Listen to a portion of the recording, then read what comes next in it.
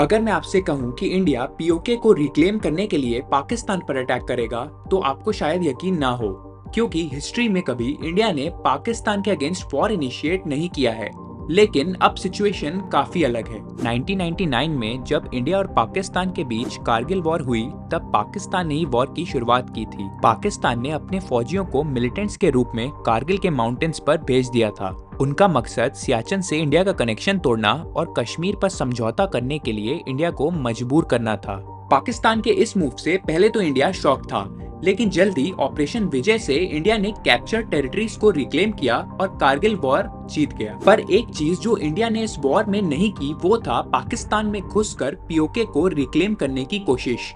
लेकिन ऐसा क्यों, जबकि ये एक अच्छी अपॉर्चुनिटी थी पीओके को वापस लेने की? इसका रीजन ये था कि उस वक्त इंडिया का मेन ऑब्जेक्टिव अपने आप को डिफेंड करना था। वैसे इंडिया पाकिस्तान से ज्यादा पावरफुल तो था, लेकिन ये गैप तब बहुत कम था, तो पाकिस्तान में घुसना इंडिया की ग्रोइंग इकोनॉमी को अफेक्ट कर सकता था। और हमें ये भी याद रखना होगा कि उस समय दोनों देश न्यूक्लियर पावर्स बन चुके थे, जिससे न्यूक्लियर कॉन्फ्लिक्ट का खतरा और भी ज्यादा बढ़ जाता। इसलिए समझदारी दिखाते हुए इंडिया ने एलओसी क्रॉस करने का फैसला नहीं किया। लेकिन अगर आज 2024 में पाकिस्तान ऐसा अटैक करता है, तो शायद इंडिया का रिस्पॉन्स बिल्कुल अलग हो। पर इस बार शायद इंडिया पाकिस्तान के पहले अटैक करने का वेट ही न करे। 1999 से लेकर अब तक इंडिया की मिलिट्री स्ट्रेंथ काफी इंक्रीज हुई है। Advanced equipments, modern tanks, fighter jets और सबमरीन्स पाकिस्तान के कंपैरिजन में काफी ज्यादा सुपीरियर है। और सिर्फ मिलिट्री पावर ही नहीं, बल्कि पीओके को वापस लेने का इंटेंशन भी स्ट्रॉन्ग हो चुका है। पिछले कुछ सालों में कई मिनिस्टर्स लगातार ये बात कर रहे हैं कि जल्दी पीओके को इंडिया का हिस्सा बनाया जाएगा। इसलिए आज के टाइम में इंडिया के लिए पीओके को रिक्लेम करना इतना मुश्किल नहीं लगता।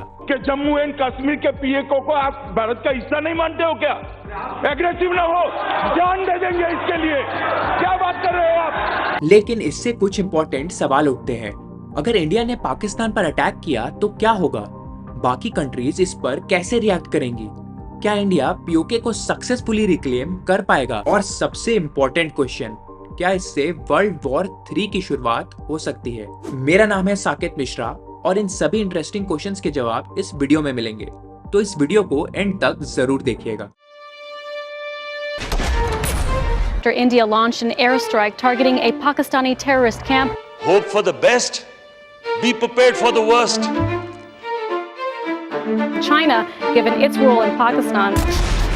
It's been going on for a long time, decades and decades. घर में घुस के मारे। क्या दुनिया वर्स्ट के लिए प्रिपेयर्ड है?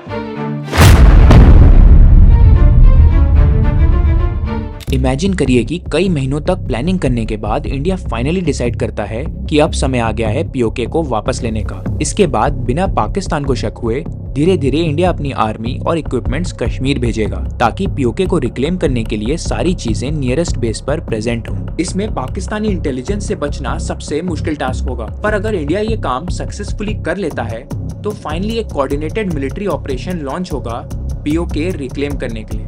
इंडिया को इस ऑपरेशन के स्टार्ट में काफी फास्ट एक्शन लेना होगा। चांसेस है कि पहले दिन ही पीओके के की मिलिट्री लोकेशंस पर एयर स्ट्राइक्स किए जाएंगे। साथ ही उन इम्पोर्टेंट रोड्स और टनल्स को डिस्ट्रॉय किया जाएगा जो पाकिस्तान को पीओके से कनेक्ट करते हैं, जिससे पाकिस्तान के रीइंफोर्समेंट्स को वहां पहुंचने में डिले हो। जैसे ही इंडिया पाकिस्तान पर अटैक करेगा, वहां की गवर्नमेंट और मिलिट्री शॉक में आ जाएंगे कि इंडिया पहले अटैक कैसे कर सकता है।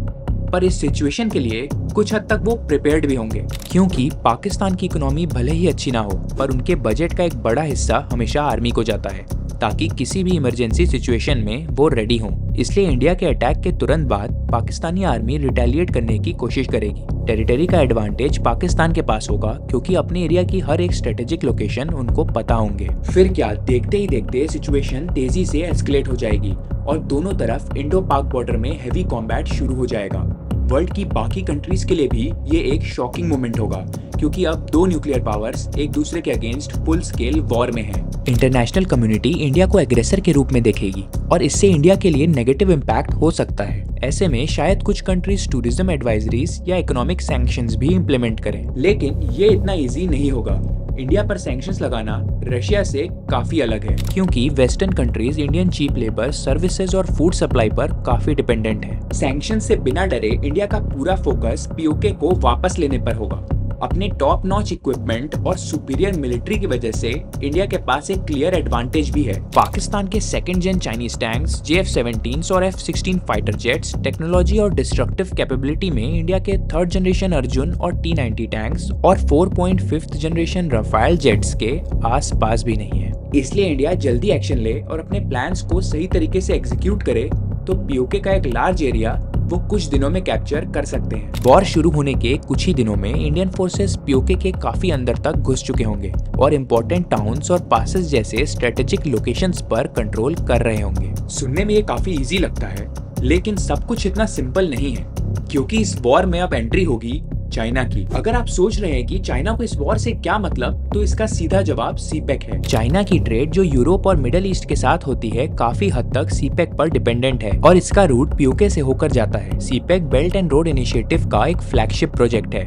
और चाइना अपने $multi-billion की इन्वेस्टमेंट को यूं ही बर्बाद होने नहीं देगा। इसी वजह से चाइना अपनी मिलिट्री को सीनो इंडियन बॉर्डर पर डिप्लॉय करके इंडिया को पीओके से हटाने की कोशिश कर सकता है। अगर बात और एस्केलेट होती है तो चाइना इंडिया के अलग अलग लोकेशंस पर भी अटैक करने का सोच सकता है। वर्स्ट के सिनेरियो में चाइना इंडिया के चिकन स्नैक को ब्लॉक या फिर अरुणाचल प्रदेश, जिसे वो अपना पार्ट मानता है, उस पर कब्जा करने की कोशिश कर सकता है। चाइना के लिए भी ये इतना इजी नहीं होगा।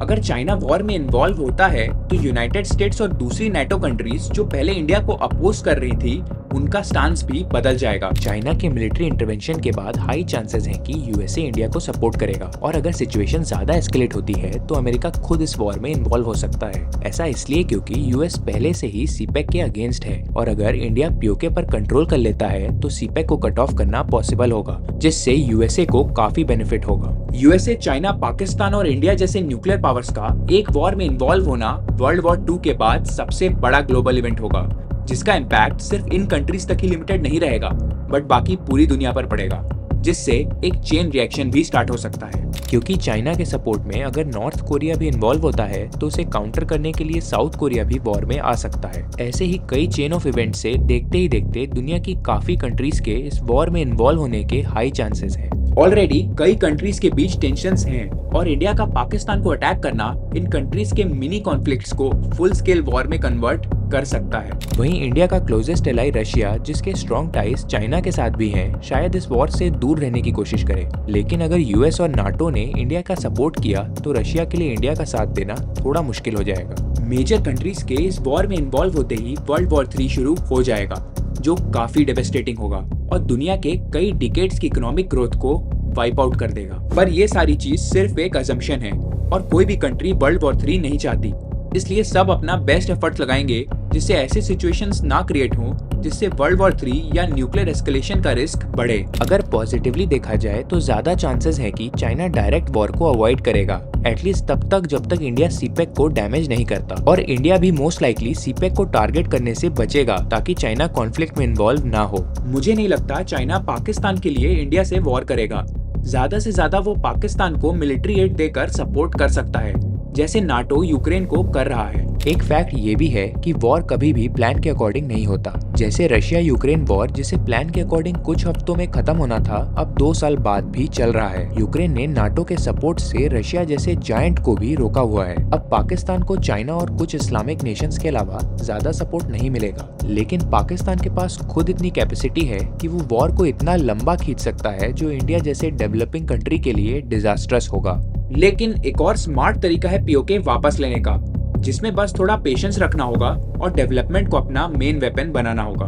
हमें नहीं जाना तुम्हारे मुल्क में, खोलो करगिल का रास्ता, खोलो हमारा तारीखी रास्ता, हम करगिल की तरफ जाएंगे। रिसेंट रिपोर्ट्स के हिसाब से पाकिस्तान ऑक्यूपाइड गिलगित बल्टिस्तान में मैसिव प्रोटेस्ट हुए थे। प्रोटेस्टर्स जो पाकिस्तान की अनफेयर ट्रीटमेंट से परेशान थे, चलो कारगिल चलो जैसे नारे लगा रहे थे और इंडिया के साथ मर्ज होने की धमकी भी दे रहे थे। ऐसे pro India sentiments recently PoK में काफी बढ़ गए हैं, क्योंकि पाकिस्तान ने सालों से इस रीजन का एक्सप्लॉयटेशन किया है। और वहीं इंडिया के जम्मू एंड कश्मीर रीजन में रिसेंट डेवलपमेंट्स देखकर गिलगित बल्टिस्तान के लोगों को फील होता है कि वो पाकिस्तान में बहुत कुछ लूज कर रहे हैं, जिसकी वजह से अब पीओके के लोग सिग्निफिकेंट चेंजेस और डेवलपमेंट की डिमांड कर रहे हैं। इस सिचुएशन को अपने फेवर में लेने के लिए इंडिया को पीओके और इंडियन कश्मीर के बीच डेवलपमेंट और इकोनॉमिक गैप को और ज्यादा बढ़ाने पर फोकस करना चाहिए। अगर गैप सिग्निफिकेंट हो गया तो पीओके के रेसिडेंट्स खुद इंडिया के साथ मर्ज करने की डिमांड कर सकते हैं, जिससे इंडिया के लिए रीजन को रिक्लेम करना बहुत इजी हो जाएगा और इंटरनेशनल बैकलैश भी नहीं होगा। ये अचीव करने के लिए इंडिया को जम्मू एंड कश्मीर रीजन में काफी डीप प्लानिंग और करप्शन फ्री ग्रोथ की जरूरत है, क्योंकि अभी भी वहाँ कई एंटी इंडिया सेंटिमेंट्स प्रेजेंट हैं। इसलिए ये बात बोलने में तो आसान है कि पीओके खुद चल के इंडिया में मर्ज हो जाएगा, पर इसके लिए खुद पीओके के लोगों को पहले पाकिस्तान से अपनी आजादी के लिए लड़ना होगा और फिर वो इंडिया की मदद ले सकते हैं। तो आपको क्या लगता है, इंडिया को पीओके रिक्लेम करने के लिए फास्ट और एग्रेसिव अप्रोच यूज करना चाहिए या फिर स्लो बट इफेक्टिव स्ट्रेटेजी से डेवलपमेंट पर फोकस करना चाहिए? अपना ओपिनियन कमेंट्स में जरूर बताएं और अगर आपको ये वीडियो पसंद आई तो प्लीज इसे लाइक और चैनल को सब्सक्राइब जरूर करें। Thank you.